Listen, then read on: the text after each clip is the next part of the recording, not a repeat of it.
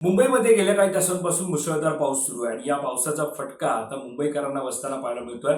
घाटकोपरमधून एक धक्कादायक बातमी समोर आली आहे. घाटकोपरच्या अशोकनगर येथील गौसिया चाळ परिसरात डोंगराचा भाग कोसळल्याची घटना घडली आहे. या दुर्घटनेत आतापर्यंत 2 जणांचा मृत्यू झाल्याची माहिती समोर येते आहे, तर 2 ते 3 घरांवर दरड कोसळली असून यामध्ये 5 ते 6 जण अडकल्याची प्राथमिक माहिती समोर आली आहे. या प्रकरणी तपास सुरू आहे. एनडीआरएफचे जवान हे घटनास्थळी दाखल झालेत. मात्र अधिकची बातमी ही जाणून घेणार आहोत. नेमकं काय घडलं त्या ठिकाणी हे सुद्धा पाहणार आहोत. बुधवारी पहाटे जवळपास 3:45 वाजताच्या सुमारास मुंबई महानगरपालिकेच्या अग्निशमन दलाला या घटनेची माहिती मिळाली. घटनेची माहिती मिळताच अग्निशमन दल, एनडीआरएफ आणि पोलीस घटनास्थळी दाखल झालं. तसंच तात्काळ अडकलेल्या नागरिकांच्या बचावासाठी युद्ध पातळीवरती बचाव कार्य सुरू करण्यात आलं.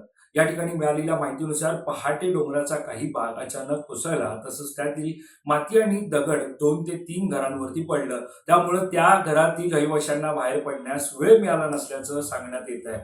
अद्याप याबाबत अधिकृत आकडेवारी समोर आलेली नसून मृतांचा आकडा वाढण्याची शक्यता वर्तवली जात आहे. मिळालेल्या माहितीनुसार यादव विकी, वजीद अली, आरिफ शेख, मन्नत, आबन शेख आणि सद्दाम शेख अशी ढिगाऱ्याखाली अडकलेल्यांची नावं सध्या समोर आलेली आहे.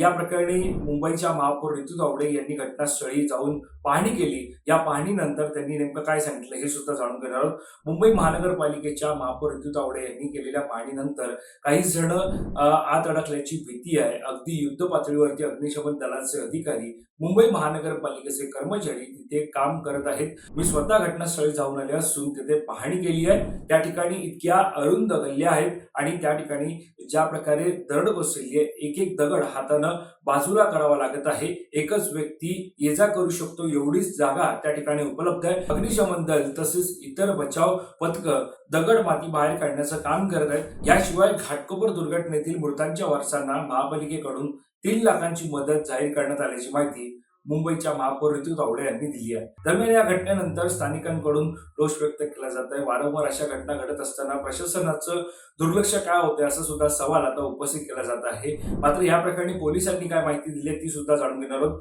पोलीस उपायुक्त गणेश शिंदे यांनी दिलेल्या माहितीनुसार पावसामुळे घाटकोपर पोलीस ठाण्याच्या हद्दीतील अशोकनगर परिसरात भूस्खलन झालंय. आतापर्यंत 2 मृतदेह बाहेर काढण्यात आले असून बचाव कार्य सुरू आहे. बचाव कार्यासाठी पोलीस कर्मचाऱ्यांसह मुंबई महानगरपालिका, एनडीआरएफ आणि इतर संस्थांच्या अधिकाऱ्यांसह सर्व आवश्यक पथकं इथे तैनात करण्यात आली आहेत. ही घटना पहाटे जवळपास 4:45 वाजताच्या सुमारास घडली असून अद्यापही 5 ते 6 जण या ढिगाऱ्याखाली अडकल्याची माहिती पोलिसांकडून देण्यात आलेली आहे.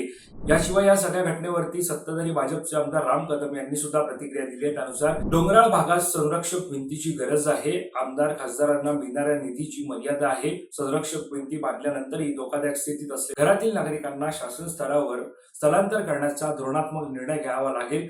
संरक्षक भिंतीच्या निधीतही वाढ करावी लागेल असं मत त्यांनी यावेळी व्यक्त केलंय. मात्र गेल्या काही दिवसांपासून पाहिलं तर मुंबईमध्ये सातत्यानं मुसळधार पाऊस कोसळत आहे आणि या पावसाचा फटका अनेक सर्वसामान्यांना बसताना पाहायला मिळत आहे.